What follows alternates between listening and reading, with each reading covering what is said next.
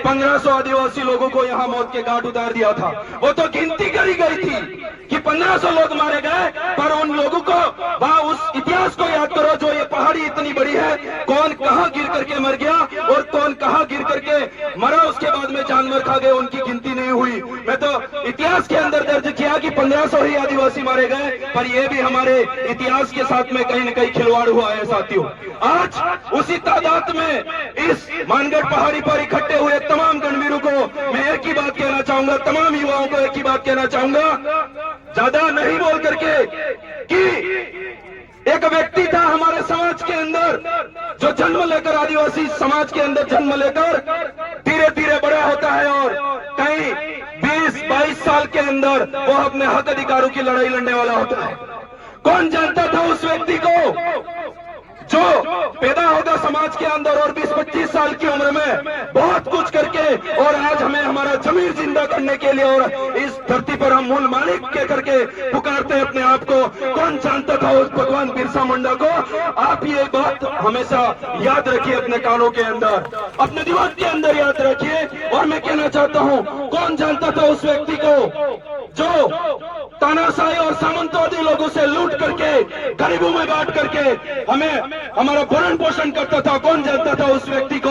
बाद में जाकर उसका नाम टंट्या मामा बिल पड़ा साथियों। ये कहानी उसकी याद रखनी चाहिए हमें। और ज्यादा नहीं कह करके ये यूसीसी के बिल के खिलाफ में जो हमारा इतना बड़ा आंदोलन हुआ है, मैं पूछना चाहता हूं आप साथियों से, कई सारी विचारधारा, कई सारी पार्टियों से लोग आए हुए होंगे, पर आज के बाद में प्राण लेकर के जाना और तर्क शक्ति को, अपनी मजबूती को खोलना और तर्क करना कि ये लोग एक तरफ हमारी पूजा पील जैसी बच्ची को, कार्तिक पील जैसे भाई को और हमारे निमेश खाट जैसे भाई को मार करके उसका कोई न्याय नहीं करती है, हमारी बात नहीं सुनती है, तो क्या आप सत्ता में बैठी सरकार, राज्य में बैठी हो या फिर केंद्र में बैठी सरकार हो, क्या उसका यूसीसी बिल आप समर्थन करोगे या चाहोगे क्या?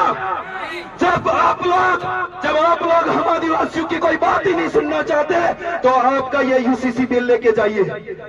हमने तैयारी कर दी है, बहुत जल्दी शायद आपको बहुत सारे साथी कहते रहते हैं आपको टिकट भी करवा देंगे थाईलैंड की ओर, ये वहां ले जाकर के पारित कर देना।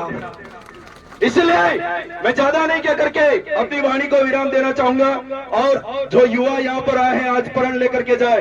कौन जानता था उस व्यक्ति को जो अपने आदिवासी समाज के अंदर पैदा होकर के अपनी पढ़ाई लिखाई करेगा और उसके बाद 3rd ग्रेड का टीचर बन करके कभी स्कूल के अंदर अपने बच्चों के सामने देख करके उसके मन में एक जिज्ञासा जगी कि मुझे मेरे समाज के लिए कुछ करना चाहिए। कौन जानता था उस व्यक्ति को जो जाकर के कौन जानता था उस व्यक्ति को जो बाद में जाकर के पूरे भारत ही नहीं पूरे विश्व का विश्व गुरु बनकर के दिखाया? उस भंवरलाल जी परमार को कौन जानता था? एक बार तालियां होनी चाहिए उनके। इसलिए धन्यवाद।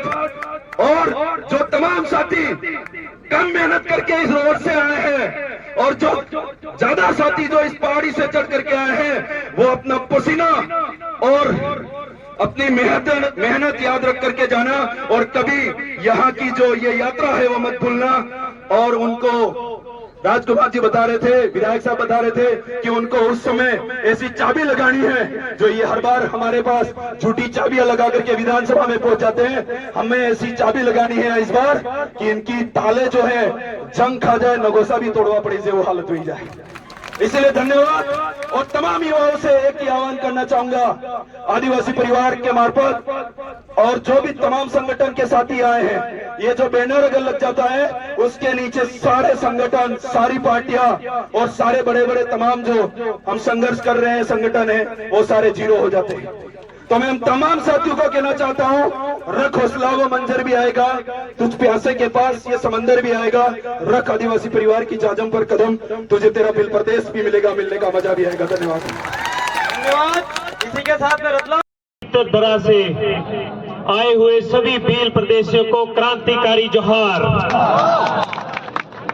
मैं आपको बस एक ही बात बता देना चाहता हूं कि जल हमारा, जंगल हमारा, जमीन हमारी, राज तुम्हारा नहीं चलेगा।